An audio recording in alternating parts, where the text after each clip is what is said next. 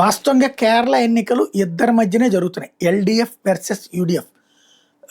NDA చిన్నపాటి పాత్రే. ఒక 20 సీట్లు వస్తాయని నమ్ముతున్నారు. లేదు 1, 2 వస్తాయని నమ్ముతున్నారు. ఏంటనేది తేలాలి. అయితే త్రిముఖ పోటీ 9 నియోజకవర్గాల్లో జరుగుతుందట. తిరువనంతపురం జిల్లాలో నేమం నియోజకవర్గం బీజేపీ గతంలో గెలిచింది. ఇక్కడ ఒక్కచోటే 2016లో ఎల్డీఎఫ్కి చెందిన శివన్ కుట్టి మీద బీజేపీ సీనియర్ నేత రాజగోపాల్ గెలిచింది అక్కడే. 2021లో ఆయన 3949 ఓట్ల మెజార్టీతో గెలిచాడు.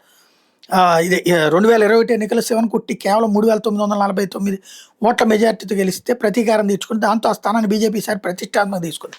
పార్టీ రాష్ట్ర అధ్యక్షుడు రాజీవ్ చంద్రశేఖర్ను బరిలో దించింది. ఎల్డీఎఫ్ నుంచి సిట్టింగ్ ఎమ్మెల్యే శివన్ కుట్టి, యూడీఎఫ్ నుంచి మాజీ ఎమ్మెల్యే కెఎస్ శబరినందన్ పోటీలో ఉన్నారు. అలాగే పతనంతిట్ట జిల్లాలోని అరన్ముల బీజేపీ ఇప్పుడు ఆశ పెట్టుకుంది. అరన్ముల విమానాశ్రయ ఆందోళనలోంచి జనాదరణ పొందిన రాజశేఖరన్ ఇప్పుడు బీజేపీ తరఫున పోటీలో ఉండటం కీలకం. లేకపోతే కలకొట్టం అనేటటువంటి అసెంబ్లీ నియోజకవర్గం, ఇది కూడా బీజేపీ బలంగా కనిపిస్తున్నటువంటిది. గత 2 ఎన్నికల్లో ఆ పార్టీ ఇక్కడ 2వ స్థానంలో నిలిచింది. ఎల్డీఎఫ్ నుంచి సిట్టింగ్ ఎమ్మెల్యే కడకంపల్లి సురేంద్రన్ బరిలో ఉంటే ప్రత్యర్థిగా బీజేపీ సీనియర్ నేత ఏకంగా మురళీధరన్ నిలిచారు. 2016లో సురేంద్రన్ చేతిలో కేవలం 7347 ఓట్లే తేడా. కాబట్టి ఈ దఫా గెలుస్తానని నమ్ముతున్నారు.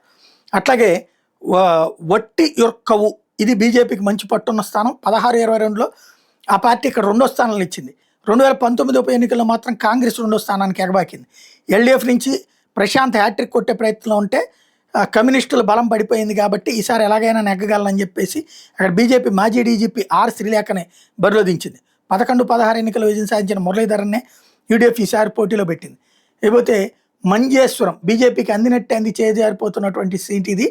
2016లో ఇక్కడ కేవలం 89 ఓట్లతో ఓడిపోయింది. 21లో కూడా 855 ఓట్లతోనే ఓడిపోయింది.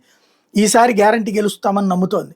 అట్లాగే చారిత్రాత్మకంగా ఎల్డీఎఫ్ యూడీఎఫ్ల మధ్య ప్రధాన పోటీ ఉండే పాల ఈ దఫా కథ మారింది. ఎల్డీఎఫ్ నుంచి కేరళ కాంగ్రెస్ మణి చైర్మన్ బోస్ కేమణి బరిలో ఉన్నారు. యూడీఎఫ్ నుంచి సిట్టింగ్ ఎమ్మెల్యే మణి సి కప్పంతో తలబడుతున్నారు. బీజేపీ ఇక్కడ ప్రజాదరణ ఉన్న మాజీ ఎమ్మెల్యే పిసి జార్జ్ కొడుకు షోన్ జార్జిని బరిలోకి దించింది.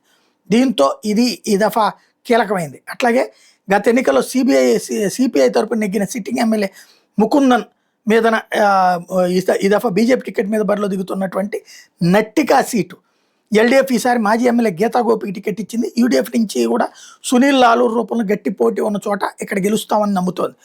అలాగే గత ఎన్నికల్లో త్రిశూర్ హోరాహోరీగా విపక్ష కూటములు అధికార విపక్షాలు తలపడ్డటువంటి సీటు ఎల్డీఎఫ్ నుంచి సిపిఎం అభ్యర్థి బాలచంద్రన్ కేవలం 946 ఓట్లతో గెలిచాడు. ఎన్డీఏ తరపున సురేష్ గోపి గట్టి పోటీ ఇచ్చిన 3వ స్థానానికి పరిమితం అయ్యేటప్పుడు. ఆ తర్వాత 24 లోక్సభ ఎన్నికల్లో త్రిశూర్ నుంచి బీజేపీ గెలిచింది. రాష్ట్రంలో బీజేపీ దక్కిన తొలి లోక్సభ స్థానం కూడా అదే. బీజేపీ ఈసారి సీనియర్ నాయకుడు వేణుగోపాల్కి టికెట్ ఇచ్చింది. ఎల్డీఎఫ్ నుంచి అలకొండ లీలాకృష్ణన్, యూడీఎఫ్ నుంచి మాజీ మేయర్ రాజన్ పల్లన్ పోటీలో ఉన్నారు.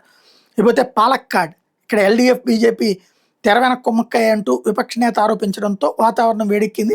యూడీఎఫ్కి పడే బీజేపీ వ్యతిరేక ఓట్లను చీల్చేందుకు ఎన్డీఎఫ్ కావాలని హోటల్ వ్యాపారి ఎన్ఎంఆర్ రజాక్కి టికెట్ ఇచ్చిందని సతీష్ ఆరోపిస్తున్నాడు. గత ఎన్నికల్లో బీజేపీ ఇక్కడ మెట్రో మ్యాన్ శ్రీధరన్కి టికెట్ ఇస్తే కేవలం 3959 ఓట్ల తేడాతో కాంగ్రెస్ అభ్యర్థి షఫీ పరంబిల్ చేతిలో ఓడిపోయారు. 2016 అసెంబ్లీ ఎన్నికల్లో ఇక్కడ 2వ స్థానంలో ఇచ్చిన శోభా సురేందర్కి బీజేపీ టికెట్ ఇచ్చింది. షఫీ లోక్సభకు వెళ్లడంతో 21లో ఉప ఎన్నికల్లో కాంగ్రెస్ అభ్యర్థి రాహుల్ ముత్కమాటిల్ నెగ్గారు. లైంగిక వేధింపుల ఆరోపణలతో పార్టీ సారి ఆయన పక్కన పెట్టి రమేష్ పెసరోడికి టికెట్ ఇచ్చింది. దీంతో ఈ 9 చోట్ల కూడా బీజేపీ స్ట్రాంగ్గా ఉంది అక్కడ.